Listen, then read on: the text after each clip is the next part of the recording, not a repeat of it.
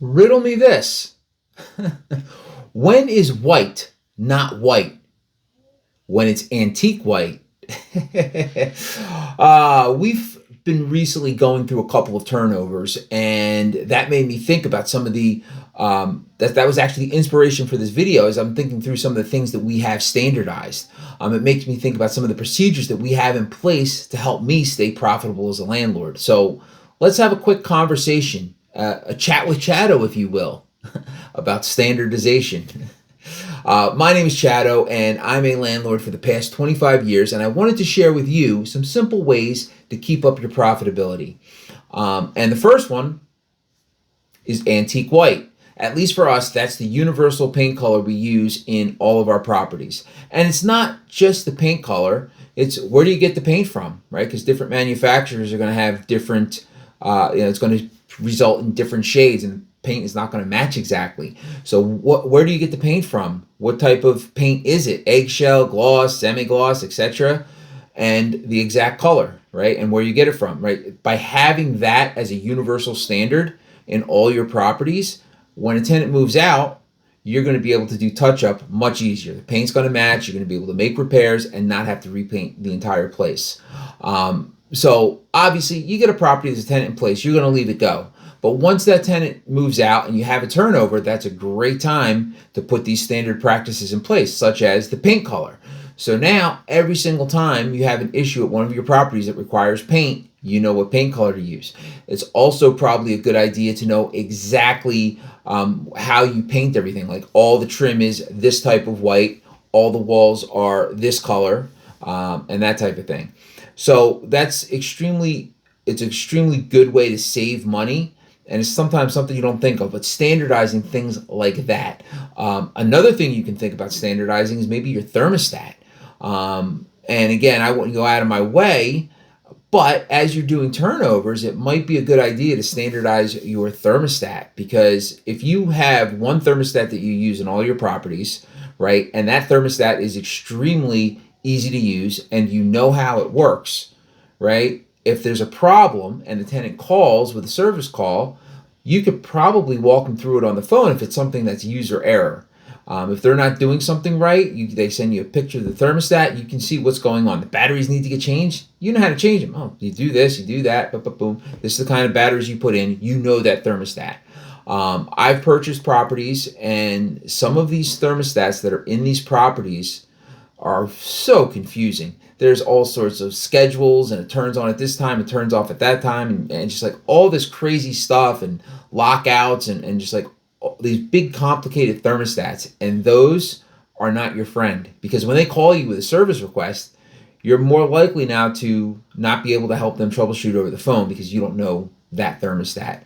So that's just like another thing you can potentially standardize. And there's other things, and this isn't meant to be an all-inclusive list. I'm just kind of going over a few.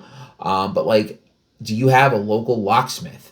Right? Because universal locks, or not universal, standard locks for your properties are huge. Number one, if you have a local locksmith, right? We use a local locksmith, and all our properties are on a master setup, right? So now you have a standard master key to get into all your properties.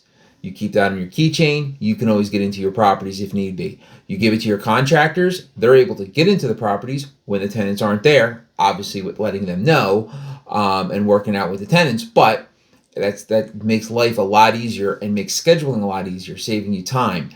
And right, each tenant key with our locksmith, each tenant key has its own code. There's a little code on the key that's stamped on there. We know the code for every property.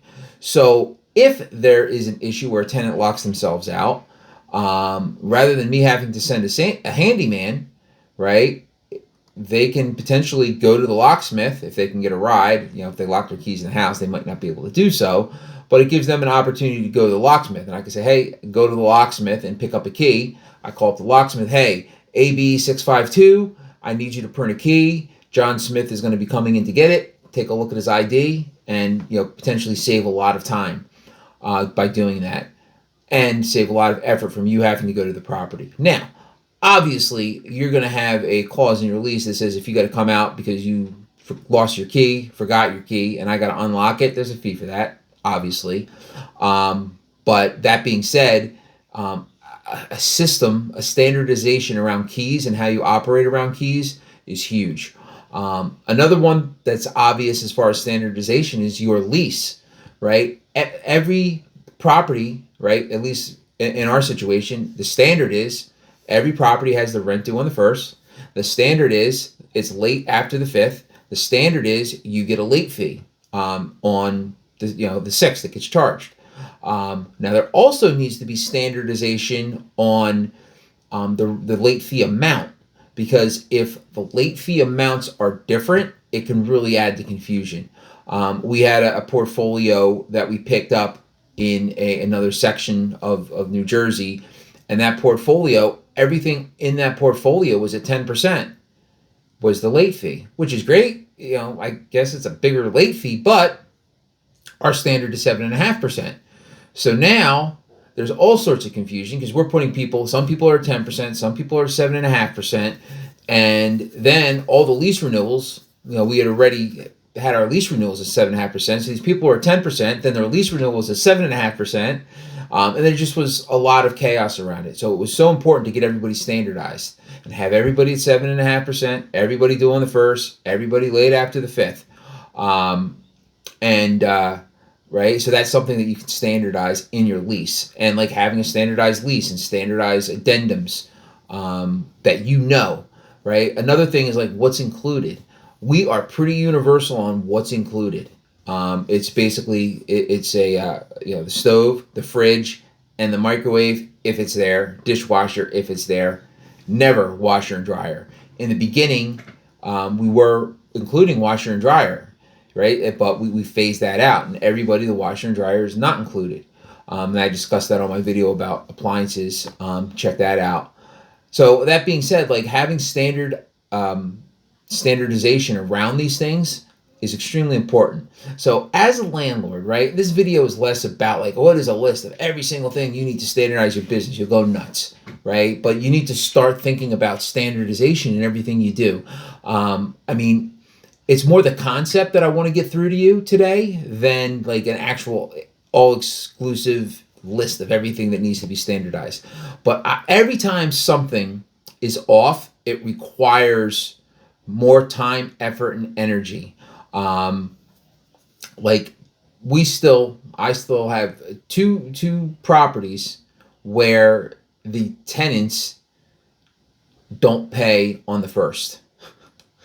And it's a long story, and looking back, I should have fought it more. On the one property, the tenant moved in on the 10th, and this was a long time ago, early in my career, and believe it or not, they're still with me. But they moved in, and they moved in on the 10th, and our standard is, okay, you move in on the 10th, you pay 1 month rent, and then the beginning of the next month, you pay prorated rent to get you so that your payment is due on the 1st. So for example, if you move in on the 15th, you pay, if it's a $1,500 a month rent, you pay $1,500 on the 15th.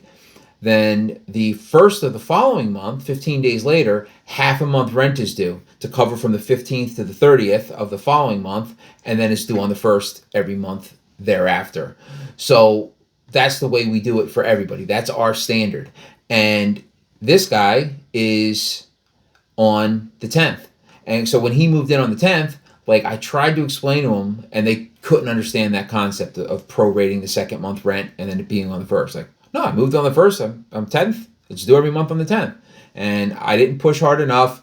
I didn't make it known. Like I didn't explain it to them. I gave up and I said, okay, rent's due on the 10th. And now every single month I run late fees. Every single month they're on the list because they don't pay until the 10th. So it's just something I need to follow up with. So just that kind of thing, those systems and holding to those systems are very important because every exception just costs more time, effort, and energy. So hopefully this video was of value to you. Hopefully you'll like the concept, and hopefully you put some standardizations into your real estate business. And with that being said, about 10 minutes in, like and subscribe. I'd appreciate it. Apparently that helps the algorithm. And any other ideas you have down in the comments, let me know. Like, hey, these are some of the things that we've standardized in our business. so that you can help others. And let's have a conversation below. And again, I appreciate you watching another episode of Chat with Chatto.